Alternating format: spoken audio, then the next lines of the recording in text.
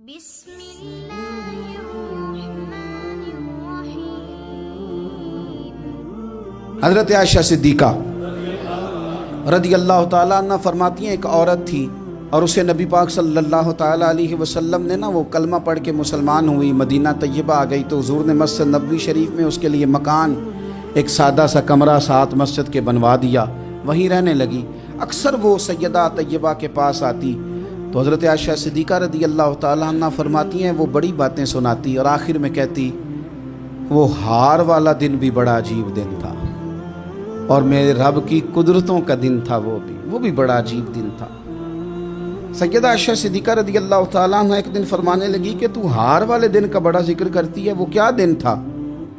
تو خاتون کہنے لگی اماں جی وہ دن تھا جب میرے رب پر بھروسہ اور مضبوط ہو گیا، جس دن میرا اپنے رب پر توکل اور بڑھا، میرے ایمان میں یقین میں اور پختگی آئی۔ کہنے لگی میں ایک گھر کی کنیز تھی، نوکرانی تھی، اس گھر میں ایک بچی تھی جس کے پاس سونے چاندی ہیرے جواہرات کا ہار تھا۔ اس زمانے میں چمڑے کے اوپر لوگ ہیرے جواہرات لگاتے تھے، کئی دفعہ سرخ رنگ کے چمڑے پہ لگائے جاتے تھے، وہ بچی پہنتی تھی تو کہتی ہوں بچی کے اس نے اتار کے رکھا یا اس سے گرا وہ ہار تو چیل اسے اٹھا کے لے گئی گوشت سمجھ کے اور میرے سامنے اٹھا کے لے گئی۔ گھر والوں نے مجھ سے پوچھا، یہ بخاری میں موجود ہے، گھر والوں نے پوچھا مجھ سے کہ وہ ہار کہاں ہے تو میں نے کہا چیل اٹھا کے لے گئی۔ گھر میں کچھ چوری ہو جائے تو سب سے پہلا الزام کس پہ لگتا ہے؟ ملازمین پہ۔ کہتے انہوں نے مجھے بڑا مارا، بڑی تکلیف تھی، حتیٰ کہ میری شرمگاہ تک کی تلاشی، میری عزت اتنی خراب کی میں بتا نہیں سکتی۔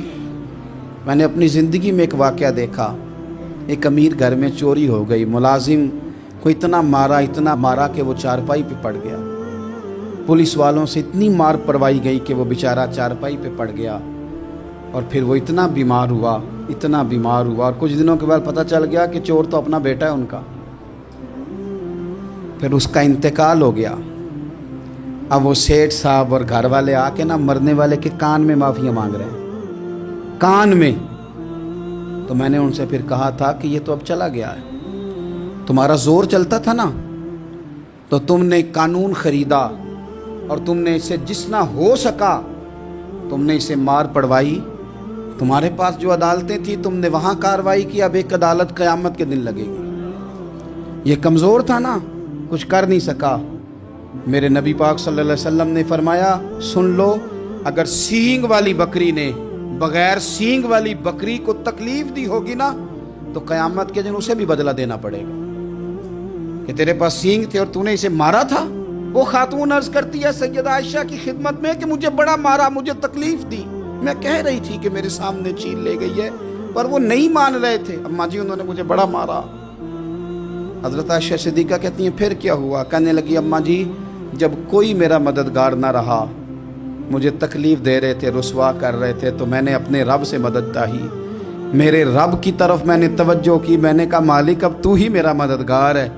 کہتی ہے وہ مجھے مار رہے تھے تو وہ چیل جو ہار لے گئی تھی وہی لے کے واپس آ گئی اور ہمارے سروں کے قریب لا کے اس نے جب اس ہار کو پھینکا وہ مجھے چھوڑ کے سائیڈ پہ ہوئے، وہ میری بے گناہی جان گئے، لیکن آپ کو بتاؤں اس دن سے میرا اپنے رب پر یقین اور بڑھ گیا۔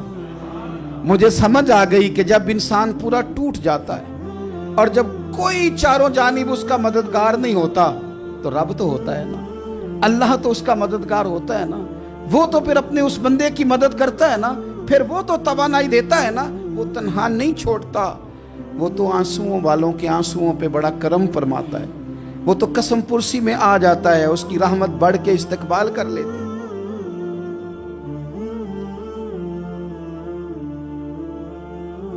محبوب نے فرمایا ابو ماما کیا بات ہے یار، یہ وقت نہیں مسجد آنے کا، اور اس وقت کے اندر میں تمہیں مسجد میں دیکھ رہا ہوں، اس وقت کیوں بیٹھے ہو؟